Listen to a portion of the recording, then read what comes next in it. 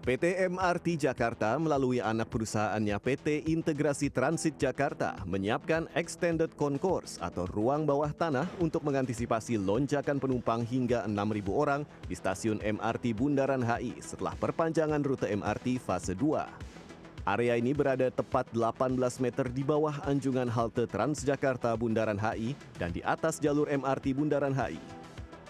Extended Concourse ini akan memiliki 2 muara baru. Muara Barat terhubung dengan Plaza Indonesia dan Grand Hyatt, sementara Muara Timur terhubung dengan Wisma Nusantara dan Hotel Pullman. Selain untuk mengantisipasi lonjakan penumpang dan memperluas konektivitas, area ini juga disiapkan sebagai ruang multifungsi dan retail. Kita ingin konektivitas baru tidak hanya meningkatkan mobilitas.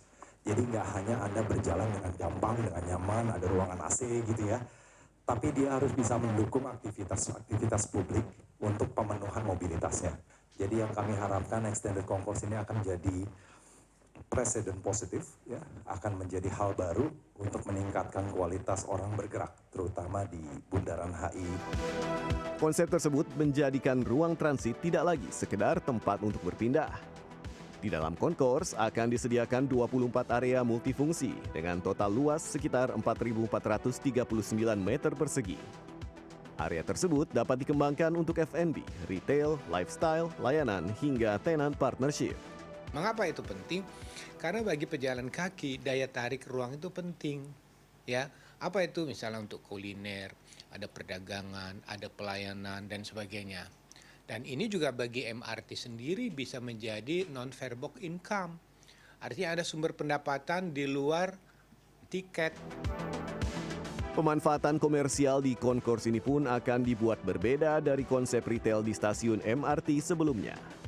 Bukan hanya mengandalkan konsep belanja cepat atau grab and go. Pengelola menyiapkan konsep yang lebih berorientasi pada destinasi, sehingga pengguna dapat tinggal lebih lama dan menikmati beragam aktivitas. Lalu kami pengen di sini adalah destination oriented, yang ditunjukkan untuk membentuk one stop shopping destination. Karena memang lagi-lagi ini yang pertama nih gitu ya, belum pernah ada gitu kan ya.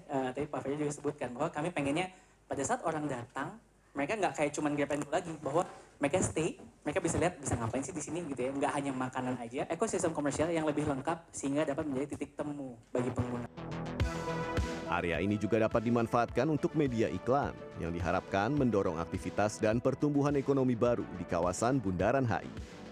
Saya kira ini bentuk pelayanan ya bagi calon pengguna MRT.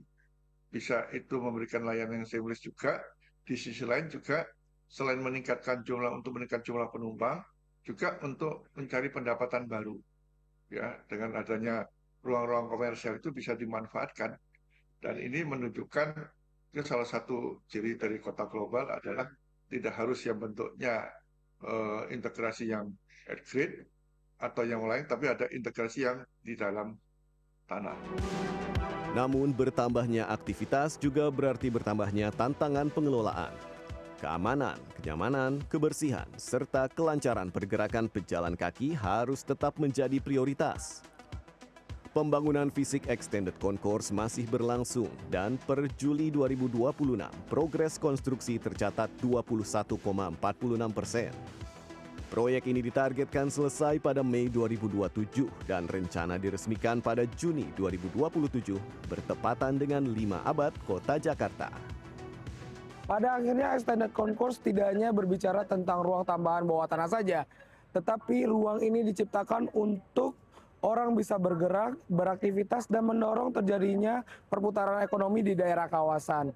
Tantangannya adalah bagaimana supaya ruang ini bisa tetap aman, nyaman, bersih, dan tentunya memiliki layanan yang tetap terjaga. Fajar Bolivia, Jakarta.